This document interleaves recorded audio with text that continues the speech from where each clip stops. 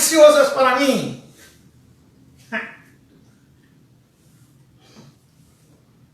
Paz seja convosco. Amen. Quero desejar para você uma boa noite. Te dar um oi especial. Você que está chegando mais cedo, não chegando só depois do louvor. Deus te abençoe grandemente numa porção dobrada. Deus possa te conceder graça, entendimento e sabedoria pela primazia que o Senhor dá do seu tempo, que você dá a primazia do teu tempo para o Senhor.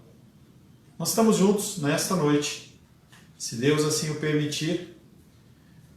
Semana que vem estaremos na nossa igreja física. Tudo depende da vontade de Deus, que é soberana primeiramente, e também da nossa SEB, Companhia de Eletricidade de Brasília, que prometeu até quarta-feira estar ligando a luz. De lá farei alguns testes de internet para que os irmãos que não podem ainda se reunir conosco por diversos motivos tenham acesso ao culto. Vou tentar fazer isso via 4G, conforme eu falei pela manhã. Vamos ver se não trava muito. Oremos. Senhor, em nome de Jesus, queremos louvar, adorar e bendizer o Teu santo nome. Queremos Te glorificar, Pai, nesta noite, pedindo a Ti, Pai querido, que o Senhor nos oriente, que o Senhor nos abençoe, que o Senhor nos conceda a graça, que o Senhor fale conosco, que o Senhor nos encha da Tua presença, que possamos, Pai, entender a Tua palavra, possamos receber um recado santo aos nossos corações. Oro em nome de Jesus. Amém. Amém. Graças a Deus. Separei alguns louvores. Você que está no grupo geral, eu mandei link de vídeo, depois apaguei, fiz uma baguncinha aí. Mas o problema é que você começa a ouvir o vídeo e aí eu percebo que no finalzinho ele muda a letra, aí fica diferente da nossa letra. Aí eu sou obrigado a escolher outra. Às vezes eu perco mais tempo fazendo os hinos do que fazendo a própria revisão da palavra. É claro que é um exagero. Quero convidar você a tirar uma foto da sua Santa Ceia, colocar lá no grupo da igreja. É uma forma de nós estarmos juntos. O Sebastião ele postou na sequência, a Lourdinha, a minha esposa postou também. Quero convidar você a fazer o mesmo.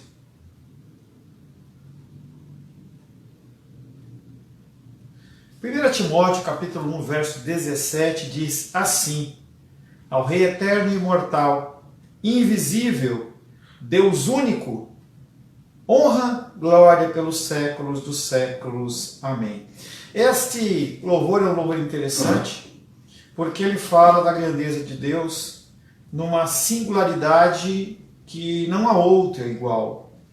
As pessoas elas buscam Deus de várias maneiras, de várias formas, mas apenas um Deus. Esse Deus que nós reverenciamos, esse Deus que nós amamos, esse Deus que nós exaltamos nesta noite. Quero convidar você a louvar comigo com esse cântico ao único.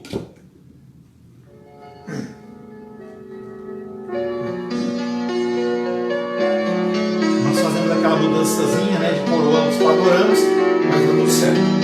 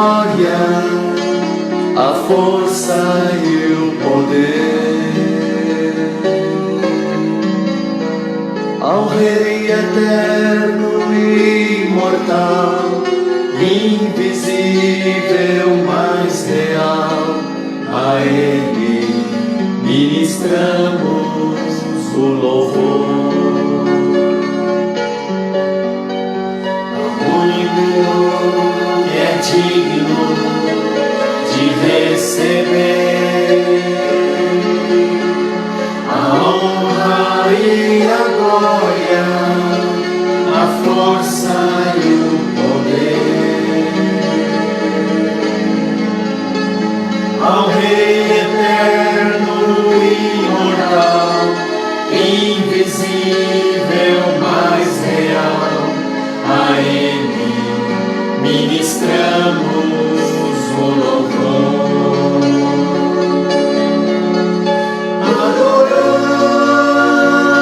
Adoramos a Ti, ó Rei Jesus.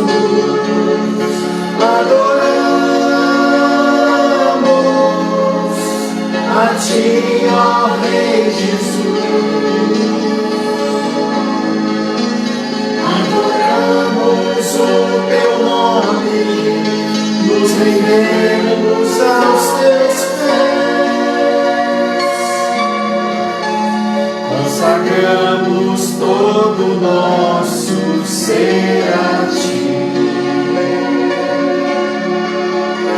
consagramos todo o nosso ser a Ti.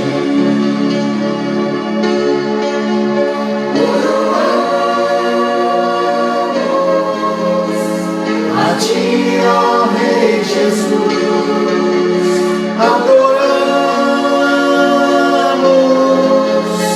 a Ti, ó Rei Jesus, invocamos o Teu nome, nos rendemos aos Teus pés, consagramos todo o nosso ser a Ti, consagramos todo o nosso ser a Ti, consagramos todo o nosso ser a Ti.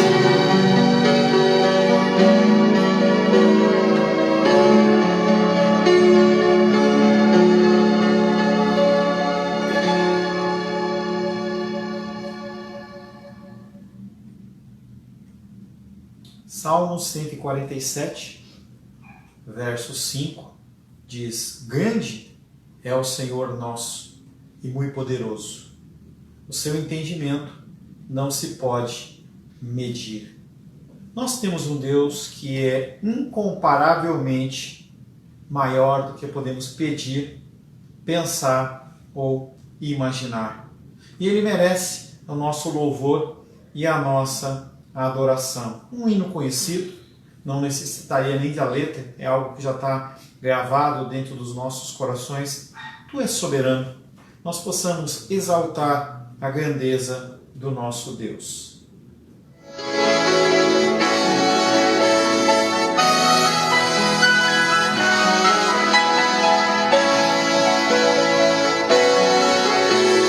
Tu és soberano sobre a terra, sobre os céus, Tu és Senhor absoluto. Tudo que existe acontece, Tu sabes muito bem. Tu és tremendo,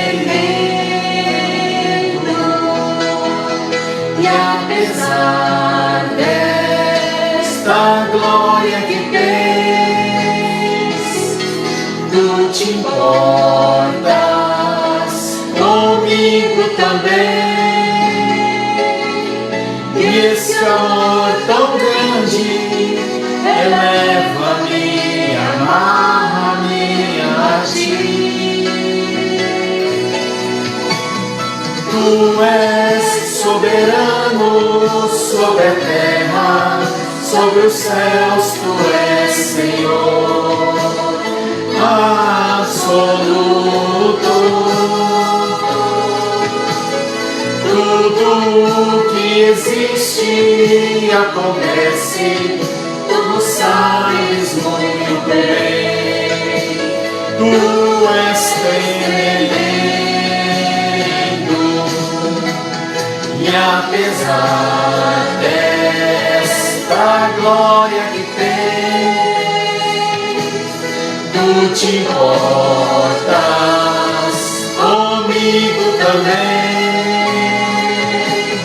E esse amor tão grande eleva-me, amarra-me a ti. Tu és tremendo.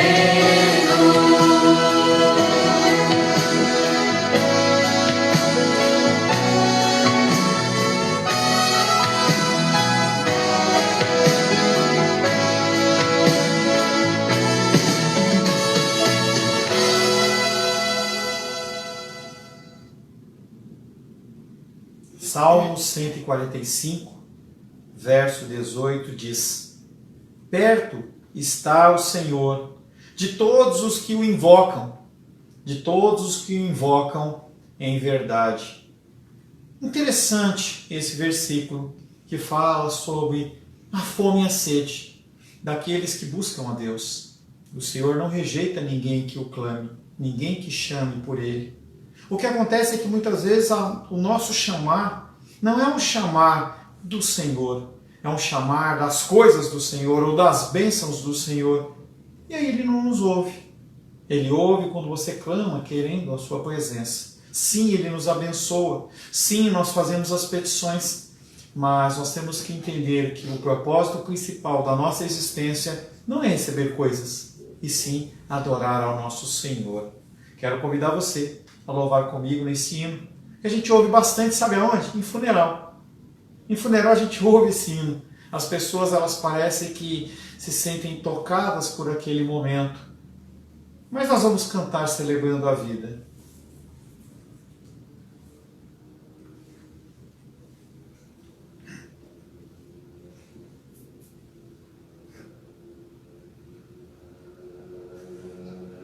Só acabar as propagandas aqui.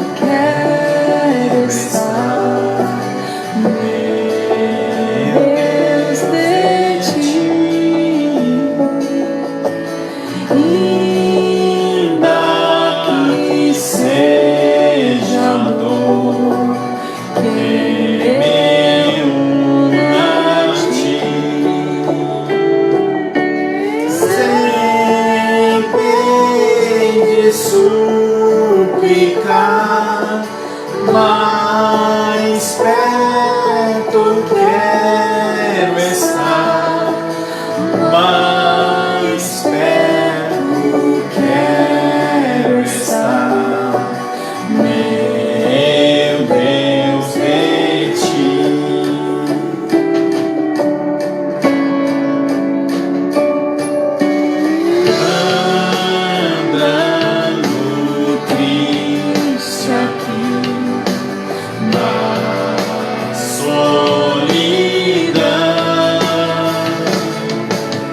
Paz e descanso a mim, os teus braços dão,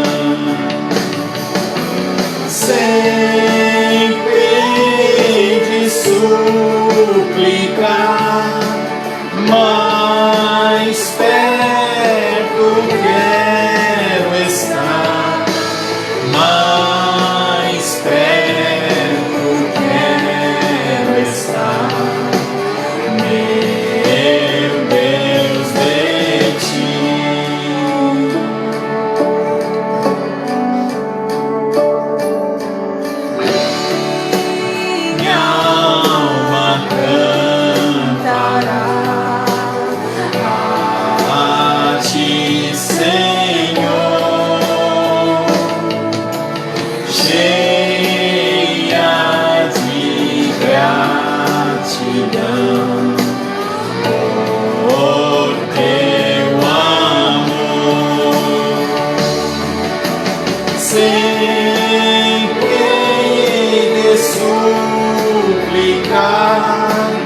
mais perto quero estar, mais perto quero estar, meu Deus, de ti.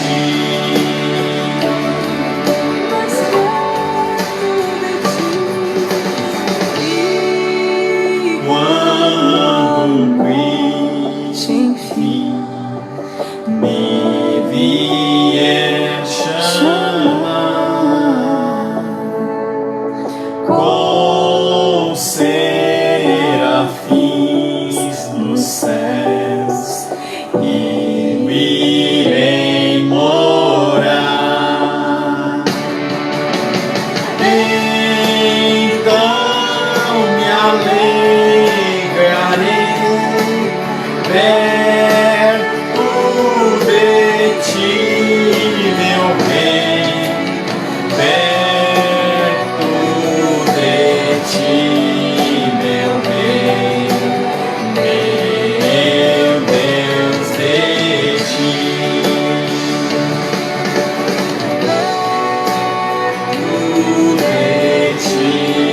Meu bem, meu Deus, de ti. Tudo de ti, meu bem, meu Deus, de ti.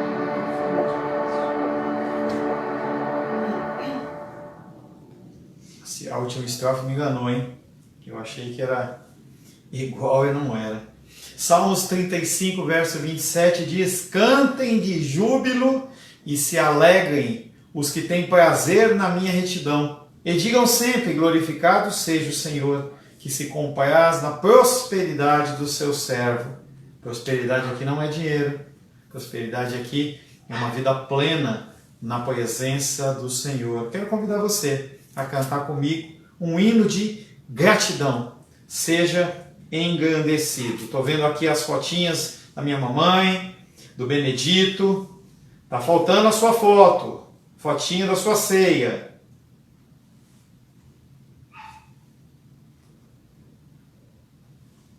Do Sebastião. Sebastião eu já tinha falado. Sebastião, nossa.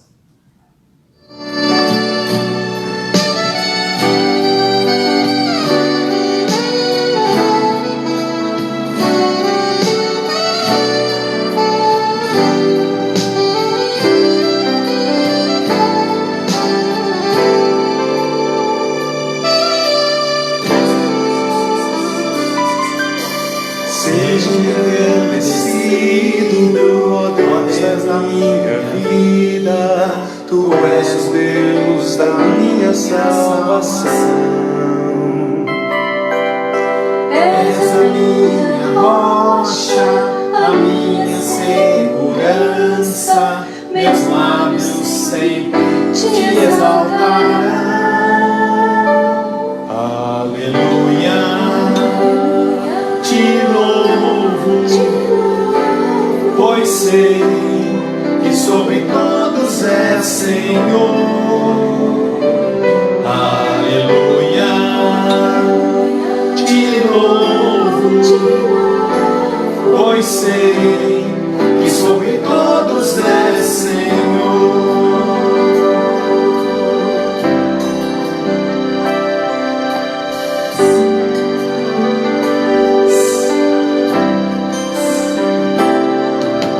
Seja engrandecido, ó Deus da minha vida, Tu és o Deus da minha salvação. És a minha rocha, a minha segurança, meus lábios sempre te exaltarão. Aleluia, te louvo, pois sei que sobre todos é Senhor. Aleluia, te louvo, sobre todos é Senhor.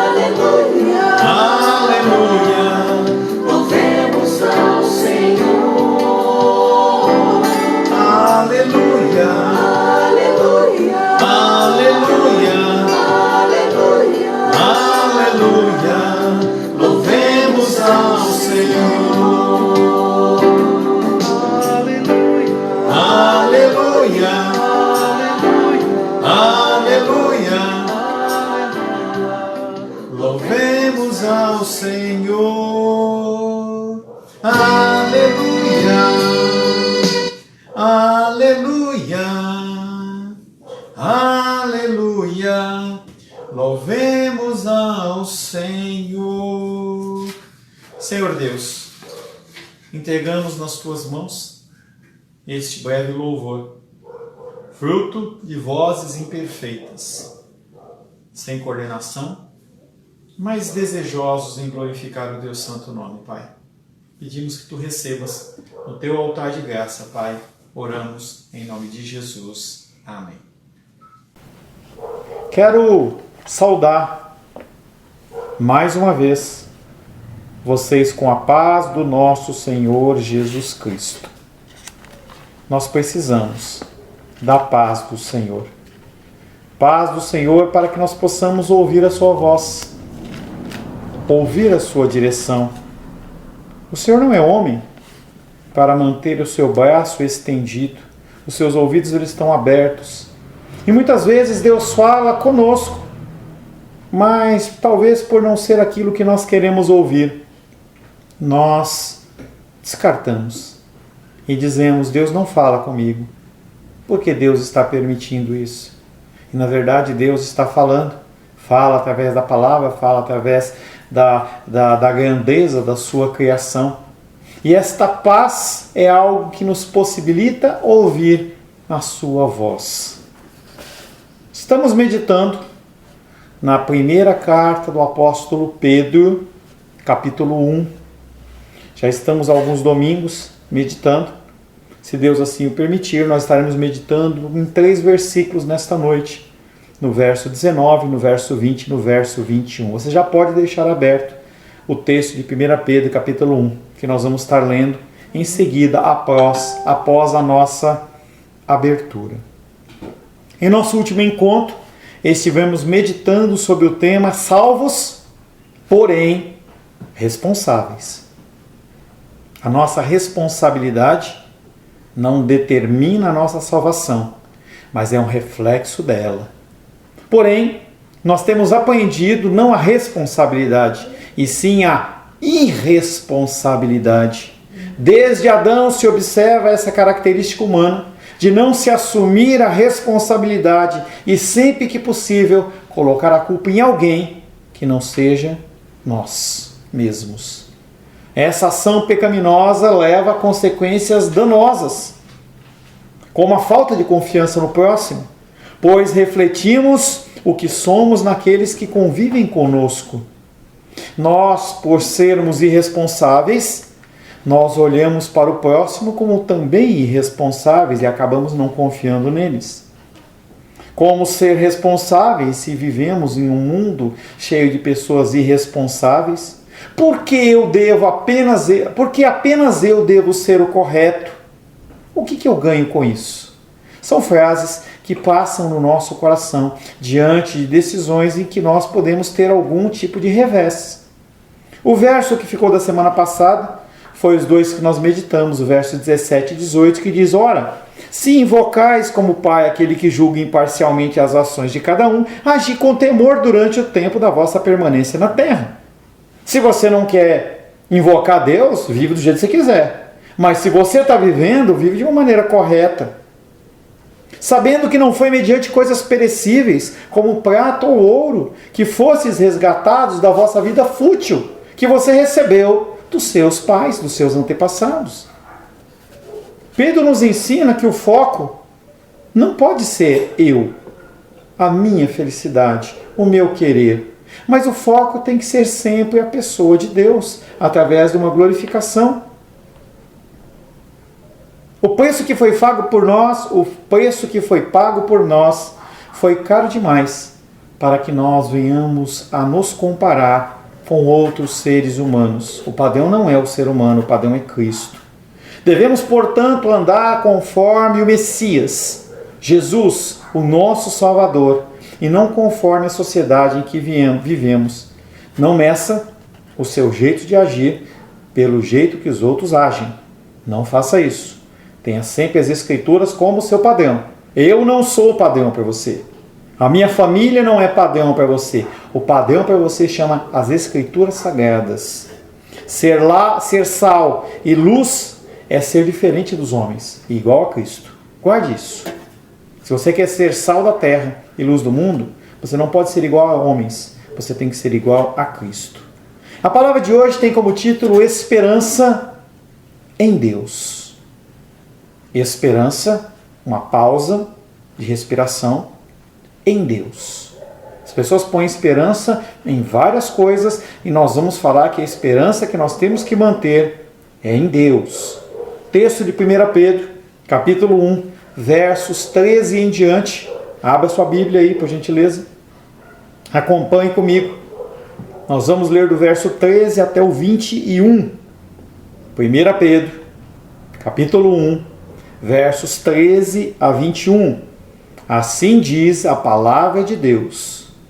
Por isso, cingindo o vosso entendimento, sede sóbrios e esperai inteiramente na graça que vos está sendo trazida na revelação de Jesus Cristo. Como filhos da obediência, não vos amoldeis às paixões que tinhais anteriormente da vossa ignorância.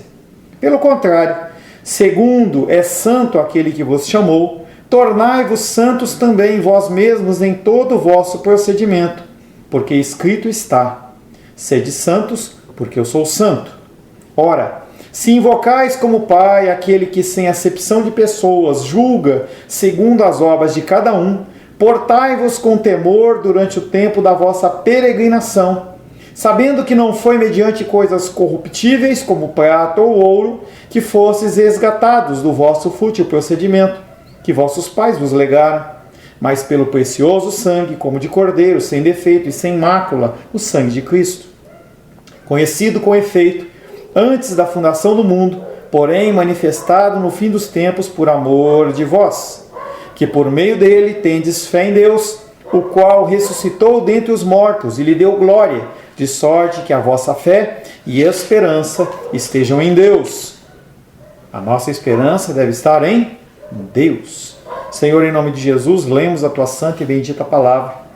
Peço, Pai querido, que o Senhor me capacite e me inspire a falar aquilo que procede da tua palavra. Que eu possa, Pai querido, nesta noite, ser um receptáculo da tua palavra, um mantenedor da tua palavra. Que eu possa transmitir com fidelidade aquilo que o Senhor tem desejado no coração dos teus filhos e das tuas filhas. Que o Espírito Santo também, o Espírito de entendimento, seja sobre a vida de cada um, para que cada um possa extrair aquele azeite virgem, moído 7 vezes, e que você possa aproveitar como um ensino para a sua vida. Eu oro em nome de Jesus. Amém. Amém. Esperança, o mundo está carente de esperança. As pessoas não acreditam mais. Não acreditam mais no governo, não acreditam mais no próximo, não acreditam que a gasolina vai baixar. As pessoas não têm mais esperança. E quando a esperança falta, o que acontece é que nós murchamos.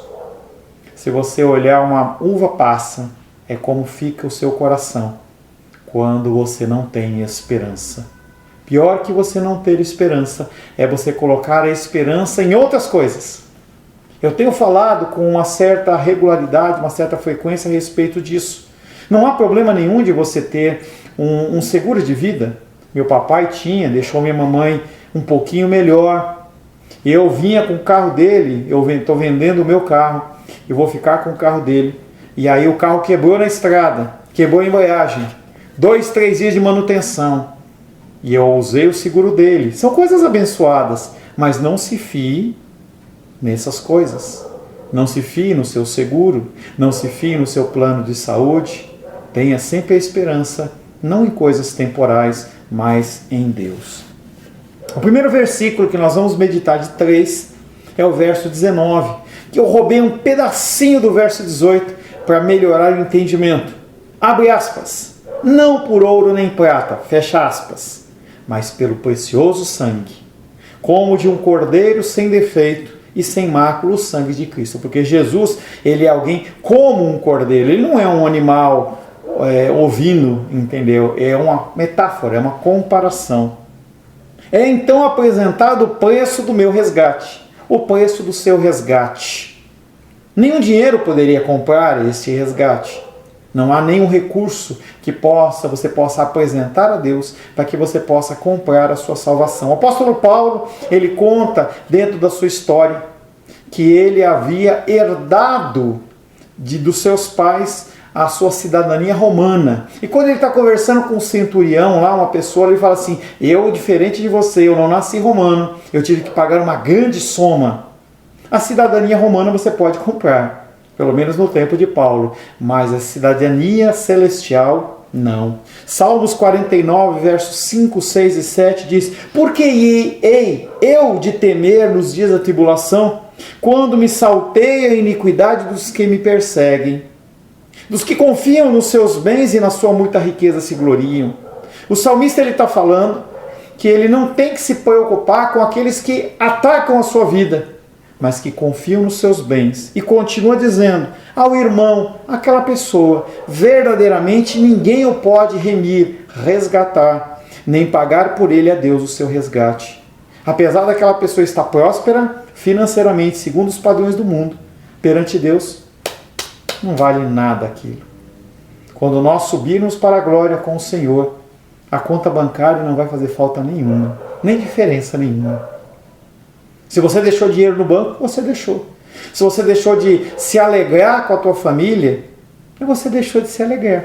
Se você deixou de fazer alguma coisa que era alguma coisa que te dava alegria, você deixou para trás. O antigo Egito, quando os faraós eles eram enterrados com as suas riquezas, com os seus servos e, em alguns casos, até a sua esposa. Como se ele pudesse despertar após a morte e ter tudo aquilo que ele tinha na glória, mas isso não é possível. Se o preço não é dinheiro, o que é? Apenas o precioso sangue. O sangue de Cristo. Essa expressão descreve a morte de Cristo na cruz. Marcos 10:45 diz: pois o próprio Filho do Homem não veio para ser servido, mas para servir e dar a sua vida em resgate por muitos. Muitos Paulos, muitos Rosângelas, muitas Luísas, muitos Felipes e outros mais. Muitos Beneditos. Muitas pessoas através do sacrifício. Mas ele começa falando que o Filho do Homem não veio para ser servido. Você não veio para ser servido, você veio para servir, porque você já é salvo. Você tem a maior prêmio, que é a salvação e a graça de Deus sobre a sua vida. Utilize o seu tempo, utilize a sua vida, os seus recursos para abençoar vidas. Plante no espiritual, para você colher lá no espiritual. A imagem de fundo desse sacrifício é a legislação do livro de Levíticos, lá no Antigo Testamento, onde o pecado era perdoado apenas com a morte sacrificial de um animal. Hebreus 9:22 diz: com efeito, quase todas as coisas, segundo a lei, segundo o livro de Levítico, são purificados com o sangue, e sem derramamento de sangue não há remissão de pecados. O mais comum era matar-se um cordeiro, que era para ser aceito daquela forma. Ele tinha que ter até 1 ano e ele tinha que ser sem defeito e sem mácula. Em Jesus, essas duas condições estão nele, estão aqui. provavelmente para reforçar que apenas Jesus Cristo ele pode se encontrar nessa categoria de sacrifício perfeito, como aquele que levou os meus pecados e os seus pecados. Enquanto eu falava essa palavra, preparava essa palavra, eu lembrei de um texto de Apocalipse, eu não lembro a referência, em que naquele momento foi apresentado um livro, o livro da vida do Cordeiro. E o anjo que estava ali com o apóstolo João, dentro daquela revelação, ele falou assim: não foi encontrado ninguém, nem na terra, nem embaixo da terra, nem acima da terra, em lugar nenhum, alguém que possa abrir os livros do livro do Cordeiro. E o apóstolo João começa a chorar. E o anjo fala assim: mas foi encontrado um, o nosso Senhor Jesus, que foi morto e ressuscitou. Ele é digno de abrir os selos deste livro. O Cordeiro de Deus, ao ser Ele próprio oferecido como sacrifício, leva sobre si definitivamente a culpa que pesa sobre a minha vida e sobre a sua vida. O seu pecado já foi perdoado. Mesmo sem você pedir perdão, mesmo sem você pedir perdão, o seu arrependimento, ele apenas testifica de que você é realmente um filho de Deus. Mas o seu pecado, lá atrás, foi colocado na cruz do Calvário. Cada martelada, a coroa de espinhos, chicotada nas costas, Jesus Cristo olhava e lembrava: olha, pela Helena, tão pequenininha, vale a pena. Pela Júlia, pela Manu, tão pequenos, vale a pena. Essa é a ideia de uma salvação que já ocorreu. Por efeito desse sacrifício, nós que estávamos perdidos, fomos salvos. Nós que estávamos perdidos, fomos resgatados. O preço do resgate fez com que nós fôssemos novamente filhos de Deus. Apocalipse capítulo 5, verso 9 diz: entoavam um novo cântico dizendo: digno és de tomar o livro e de abrir os selos, porque foste morto e com o teu sangue compraste para Deus os que procedem de todo tribo, língua, povo, nação, de Brasília, de Santa Maria, de Samambaia, de Ceilândia, do Guará, de todo lugar, de São Paulo, Cuiabá. Em todos os lugares as pessoas elas foram resgatadas por este sacrifício. Mas o preço não é ouro, o preço não é prata, porque ouro e prata, conforme nós meditamos na semana passada, eles são perecíveis. Mas o precioso sangue de Cristo, este é o preço. Um preço que é apresentado a nós como um contraste do que é importante no mundo. As pessoas olham para você e veem: que carro você tem? Qual a sua função? Qual a sua ocupação? Ainda hoje, algumas pessoas ainda questionam: Pastor Paulo, por que você é só pastor? É o melhor cargo do mundo. A melhor função que tem é ser um embaixador de Deus. E as pessoas continuam perguntando: mas e a sua aposentadoria? E o seu fim da sua carreira? E quando você estiver velhinho? A responsabilidade não é minha. A responsabilidade é eu fazer a obra que me foi designada pelo próprio Deus com excelência. Estou longe dessa excelência. Prometi para Esther que ia falar com ela ontem, por volta das 17 horas, e aí eu me enrolei com uma coisa, com outra, e quando eu vi já estava muito tarde.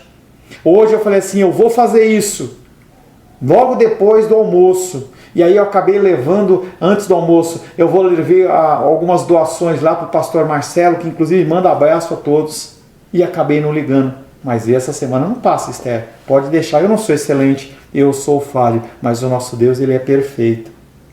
Em virtude da forma que Deus fala através do apóstolo Pedro sobre ouro, prata, sobre recursos, ele mostra que aquele povo inicialmente que ouvia a palavra de Deus, esta carta a qual ela foi designada, eram as pessoas pobres financeiramente. Primeiramente porque por serem cristãos eram perseguidos. Eles não tinham os mesmos direitos daqueles que se submetiam ao governo romano. Então eles tinham problemas. Além disso, eles tinham problemas de alcançar a justiça. Eles eram prejudicados em negócios, eram prejudicados em uma série de coisas, e eles não tinham recursos para ir a... Eles eram prejudicados no juízo. Então aqueles homens, eles eram pobres. E o Senhor, Ele fala com aquelas pessoas que o preço não é ouro e prata. O preço é sangue. Sangue do Cordeiro. Não seu sangue, não seu sacrifício, mas o sangue do Cordeiro. Por causa da sua adesão a Cristo, talvez estejam ainda mais empobrecidos. Assim é a igreja perseguida. Se você começar a olhar os relatos da igreja perseguida, eu andei postando alguns vídeos ano passado. As pessoas, elas, por confessarem a Cristo, elas perdem tudo. Casados são separados dos seus cônjuges. Filhos são abandonados pelos seus pais. Pais idosos são abandonados pelos seus filhos. Pessoas que têm comércio perdem os seus comércios. Casas são incendiadas. Eu e você não conhecemos isso. Mas era uma realidade naquela época e ainda hoje o é. Cristo, na sua graça, Ele põe em xeque as nossas falsas perspectivas e valores. Espero que não sejam suas perspectivas, mas sejam apenas as perspectivas do mundo, que muitas vezes te atraem, me atraem. Nós damos muito valor às coisas do mundo, mas as coisas espirituais muitas vezes nós deixamos de lado. Segundo versículo, 1 Pedro capítulo 1, verso 20. Novamente eu vou roubar um pedacinho do versículo anterior. Predestinado, o quê? O sangue de Cristo. Antes da criação do mundo, mas revelado no fim dos tempos por amor de vós. Interessante que esse texto foi escrito há mais de 2000 anos atrás. E ele fala sobre fim dos tempos. A ótica, a perspectiva que as pessoas naquela época tinham era uma ótica de iminência. Algo que está prestes a ocorrer. Conforme foram passando os anos, as décadas, os séculos e até milênios, as pessoas elas meio que deixaram de lado. Talvez se você soubesse, por exemplo, que o seu ente mais querido iria morrer amanhã, eu duvido que você não iria querer ligar, que você não ia querer visitar, que você não ia querer ter aquele último momento. Algo que me foi subtraído no caso da titia e no caso do papai. Se eu soubesse, eu teria feito diferente. E nós, neste pensamento, por não saber o que vai acontecer, nós simplesmente deixamos passar. Deixamos de demonstrar o amor, deixamos de demonstrar o cuidado. Nós tivemos o aniversário do Daniel essa semana, tivemos o aniversário do Gabriel Sampaio, tivemos o aniversário do nosso querido irmão Cláudio. Você ligou para ele? Você demonstrou para eles o carinho? Eu liguei para o Danielzinho. Que alegria, a felicidade que ele ficou. Obrigado, pastor Paulo. Lindeza, o menino. Falei com o Gabriel depois de muito tentar. Falei com o irmão Cláudio.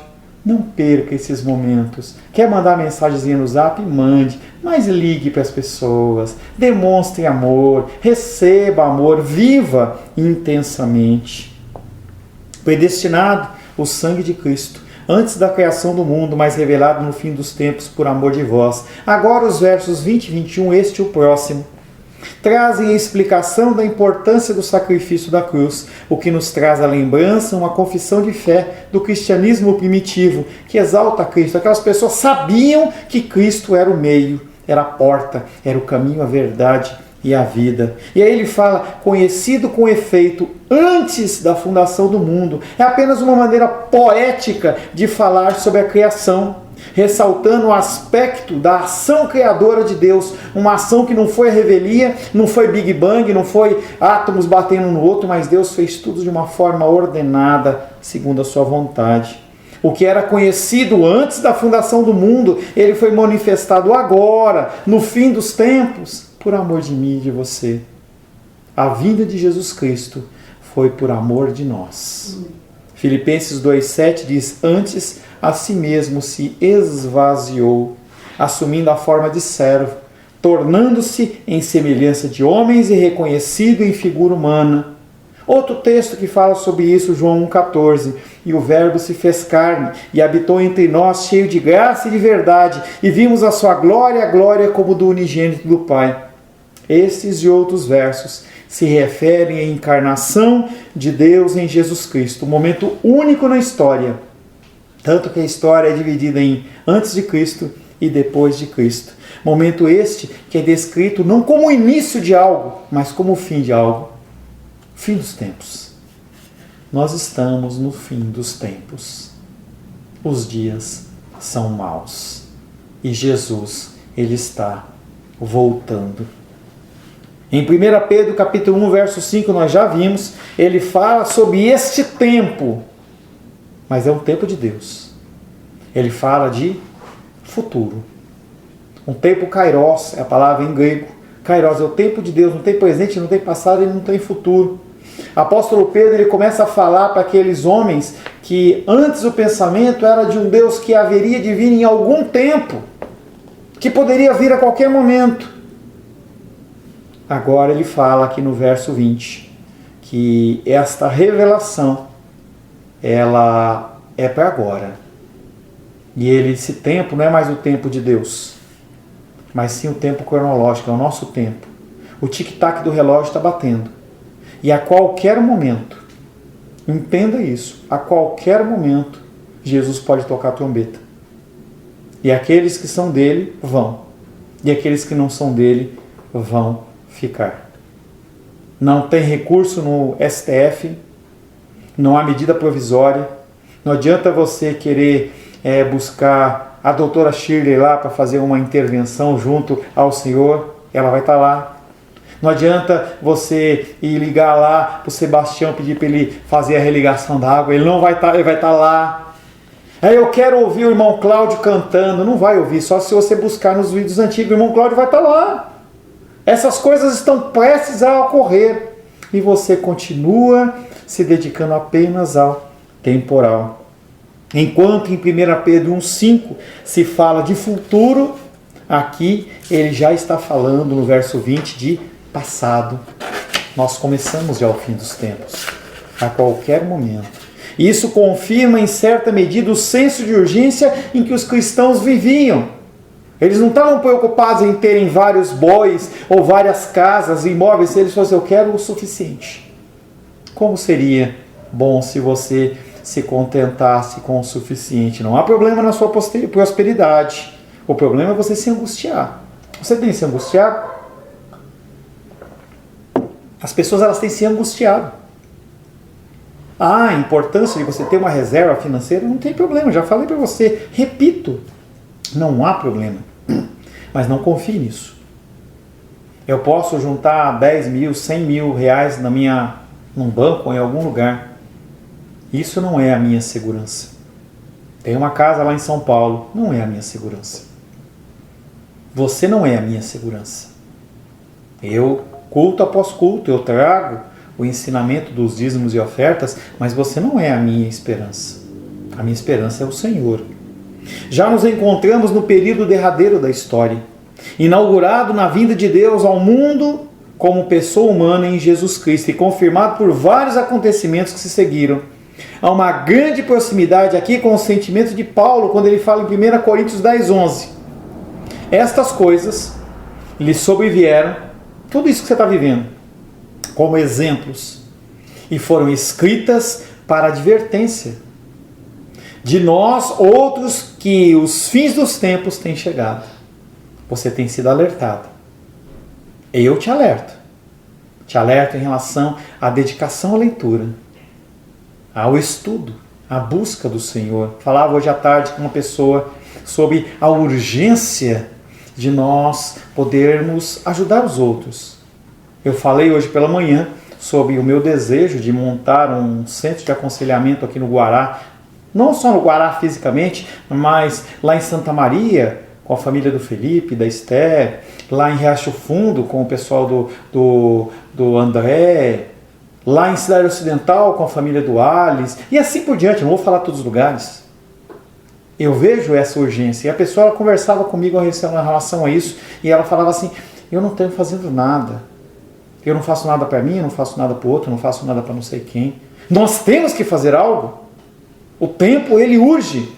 Os fins do século têm chegado, diz o apóstolo Paulo. Tal concepção é tão de fundamental importância quando falamos de vida cristã no dias em que vivemos. É a partir dessa concepção da história que a vida cristã no mundo e na sociedade deve ser enfocada, e o apóstolo Pedro está repetindo isso diversas vezes. Tudo isso foi manifestado agora, nesses dias, por minha causa, por sua causa, por causa dos homens que vivem nos dias de hoje, sempre levando em conta o planejar e agir de Deus. Quem controla tudo é Deus. Ele manda. Ele que ordena, Ele que controla todas as coisas. Quando o Novo Testamento fala da fé cristã, sempre o faz na perspectiva de uma vida real, da vida do pastor Paulo, daquele que tem que pagar a conta da água, pagar a conta da luz, tem que comer, tem que ter um local para morar. Não é uma coisa abstrata, não é uma coisa que é uma história da carochinha, não, são pessoas reais. Quando Atos dos Apóstolos, eu vi isso uma vez numa pregação, Atos dos Apóstolos, ele continua sendo escrito por você. É um livro sem fim. Até a volta de Cristo, esse livro de Atos dos Apóstolos, ele está sendo escrito pela minha vida e pela sua vida. E nosso último versículo, versículo 21, 1 Pedro 1, 21, diz: por meio dele, vós credes em Deus.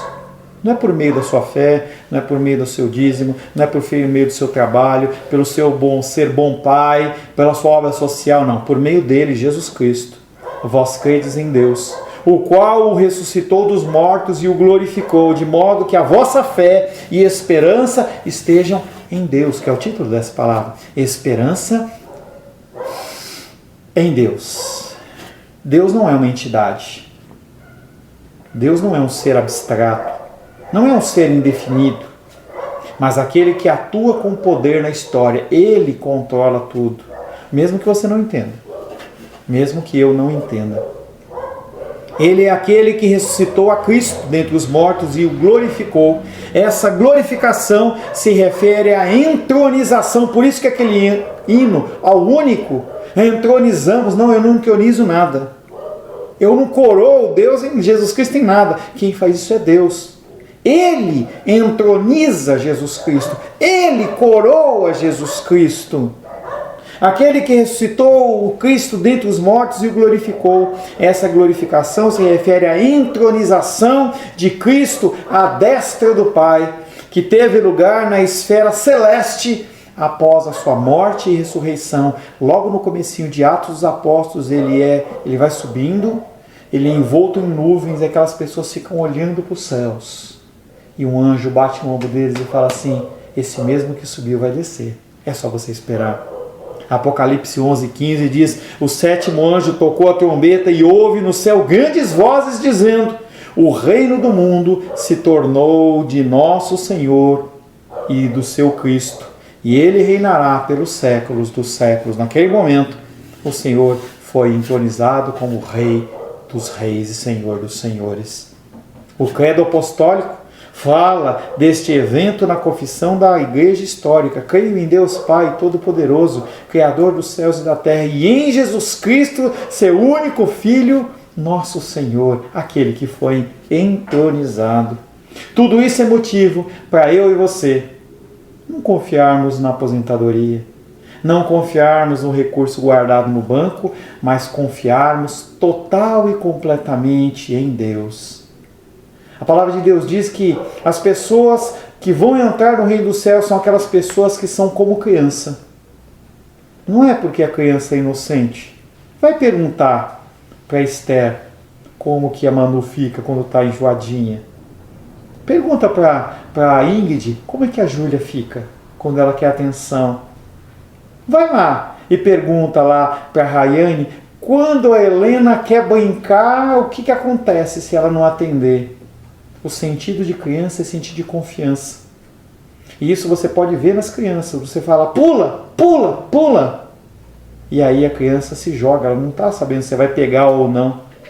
É algo que nós perdemos, esse sentido de sermos como uma criança, de confiarmos em Deus.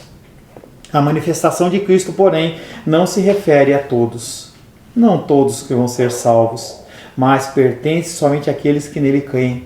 Todo aquele que crer e for batizado será salvo, mas aquele que não crer já está condenado. Esta fé é uma fé que procede de Deus, não procede de nós. Será que nós podemos ter fé fora do agir de Deus? A resposta é não. Apenas em Deus. Duas observações em relação a uma fé que é necessária apenas em Deus, a esperança apenas em Deus. Primeiro, a grandeza da glória divina deve ser levada em conta e, ao mesmo tempo, a pequenez da nossa capacidade. Nosso discernimento, sem dúvida, está muito longe de ser capaz de ver e idealizar Deus realmente como Ele é. Daí todo o conhecimento de Deus sem Cristo é um grande abismo, é uma grande falácia, uma grande divagação dos nossos pensamentos. Temos uma clara prova disto nas pessoas deste mundo que substituem a adoração a Deus pela sua felicidade. Viajar é muito gostoso, comprar coisas é muito gostoso, mas se você confiar apenas nisso para a sua felicidade, você volta para casa da sua viagem e aquela esperança, aquela lembrança, ela... Com Deus, não. Esses homens dizem ser Deus o objeto da sua fé, mas rejeitam a Cristo no seu viver. Então enredam-se em tolices e sonhos, de modo a não mais haver fim para suas divagações, pois fé, como pensam, outra coisa não é, senão uma especulação imaginativa. As pessoas, elas que colocam a sua confiança em coisas temporais, elas pensam que esse Deus, ele é alcançado através de uma geladeira cheia de alimentos ou uma conta bancária, uma grande viagem. Portanto, lembremos-nos bem de que Cristo é chamado da imagem do Deus invisível. Há a possibilidade de você ter fé fora do agir de Deus? Não. Você só reconhece a figura do Deus invisível através da figura de Jesus Cristo. Segundo, como a fé nos une a Deus, quando nós estamos próximos a Ele, quando nós somos chamados por Ele, nós não vamos ao encontro dele, nós fugimos dele, nós temos vergonha. Lembra lá do texto de Adão e Eva? Deus fala: Adão, onde você está? E ele estava onde? Eu estou aqui, Deus! Não, escondidinho, com medo. O que você está fazendo aí, Adão, nesse meio desse mato? Nós estávamos nus e ficamos com vergonha do Senhor. Quando Deus se aproxima de você, você tem medo.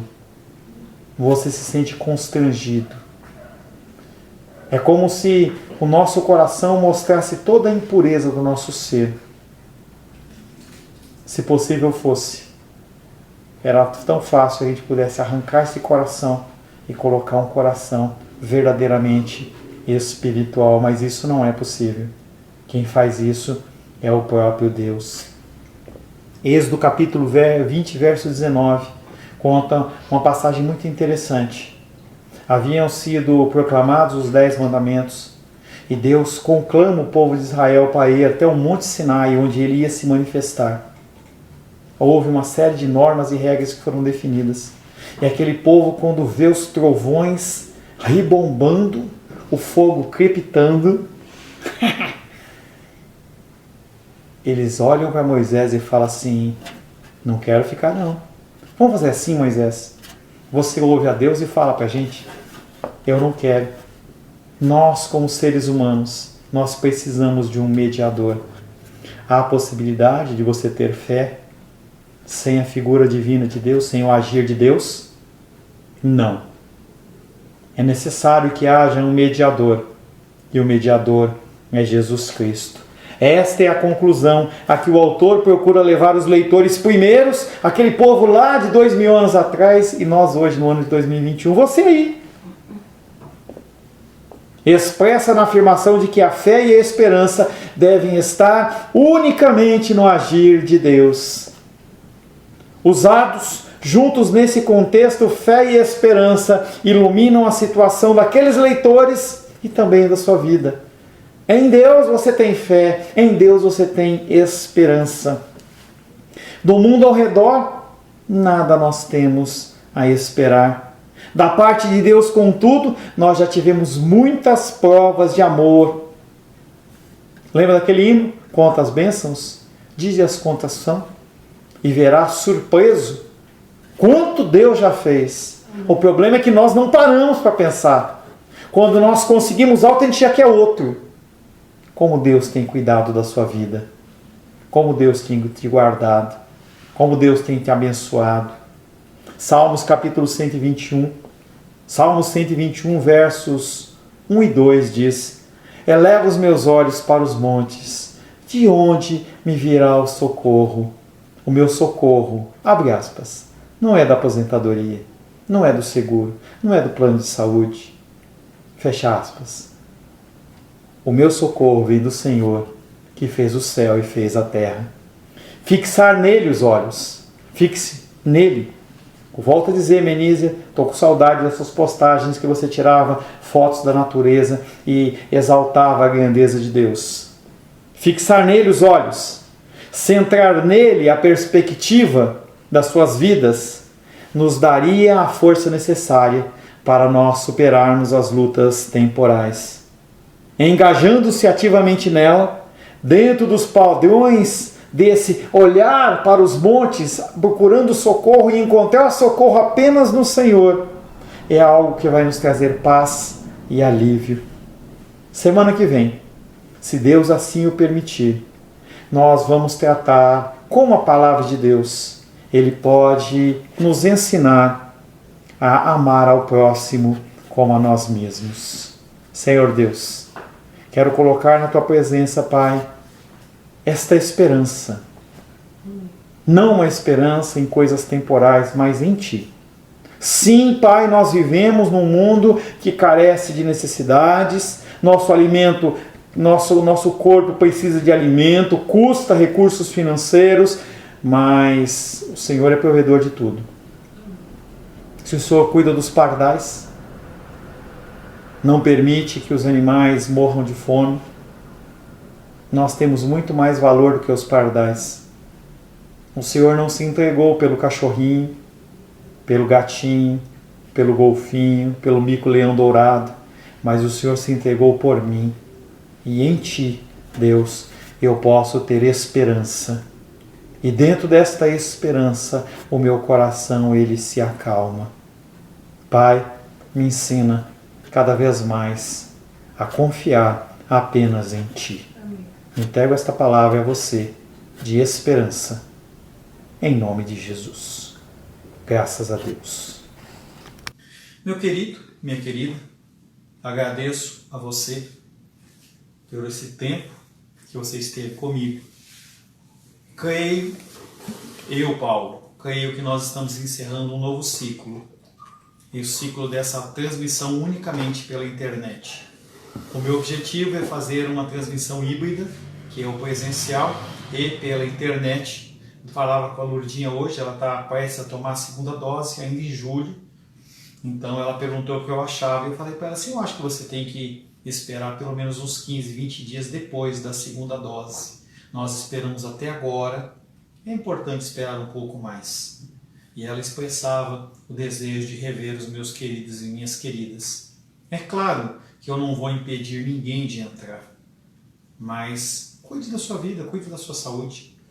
Tenha um compromisso, mas se você pode estar lá, esteja, se Deus assim o permitir. Essa semana eu vou estar passando para vocês, individualmente, os protocolos, para que nós possamos ter um tempo abençoado dentro da igreja. Nossa igreja ela é pequena e nós vamos ter que ter alguns procedimentos para podermos cultuarmos com segurança. Senhor Deus, quero colocar na Tua presença as nossas vidas, agradecer pelo Teu Espírito Santo que esteve conosco todo esse dia. Na verdade, o Senhor está conosco desde a nossa concepção. E nós agradecemos porque Tu és presente em nós. Peço, Pai querido, que o Senhor nos abençoe nesta noite. O Senhor nos dê uma noite de sono abençoada, tranquila, restauradora. Que nós possamos passar uma boa semana. O Senhor nos livre, Pai querido, da bala perdida, do homem sanguinário, da seta que voa de dia e de noite, da enfermidade. Que o Senhor possa nos abençoar, para que, Senhor, se for assim da Sua vontade, nós possamos nos encontrar na semana que vem de uma forma híbrida, presencial e pela internet. Que o amor de Deus Pai, que a graça salvadora de Jesus Cristo e a consolação do Espírito Santo seja sobre a nossa vida hoje e sempre. Amém, amém. Que Deus te abençoe. Te amo em Cristo Jesus.